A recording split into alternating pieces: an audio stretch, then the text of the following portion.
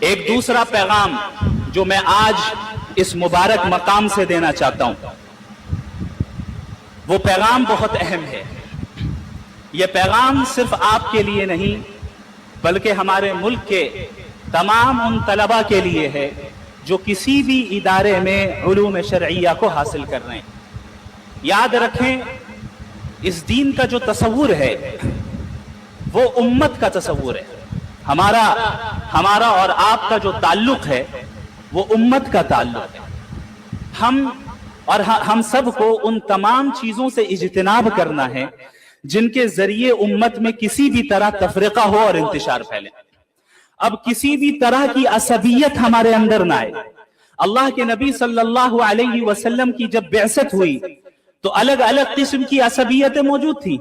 اللہ کے نبی صلی اللہ علیہ وسلم نے ان تمام عصبیتوں کو ختم کیا، چونکہ وہ عصبیتیں امت کو اور انسانوں کو متحد ہونے سے روکتی تھی، اور سب کو کلمہ توحید پر نبی نے متحد کیا۔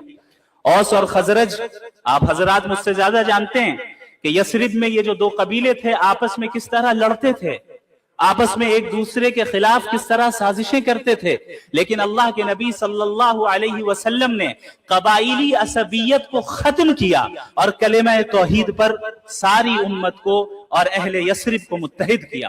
یہ اس بات کا پیغام ہے کہ دیکھ لو، ہمارے مزاج میں اختلاف تو ہو سکتا ہے، جزوی چیزوں میں اختلاف ہو سکتا ہے، لیکن عقیدے اور اصول میں ہم سب متفق ہیں۔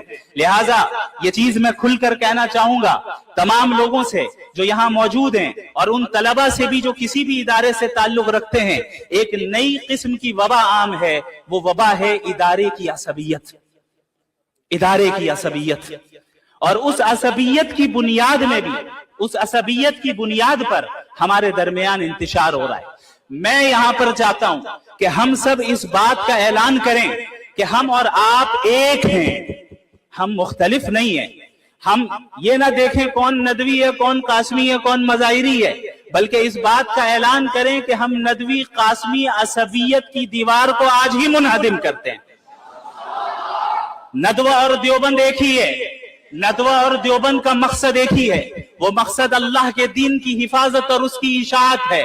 طریقہ کار میں اختلاف ہو سکتا ہے، جزئیات میں اختلاف ہو سکتا ہے، اور یہ اس امت کی خوبی ہے، اسے تسلیم کرنا ہے۔ اللہ رب العالمین سے میں دعا گو ہوں کہ آپ تمام حضرات کو جزائے خیر عطا فرمائے۔ یہ آپ حضرات کی دعاؤں کا نتیجہ ہے۔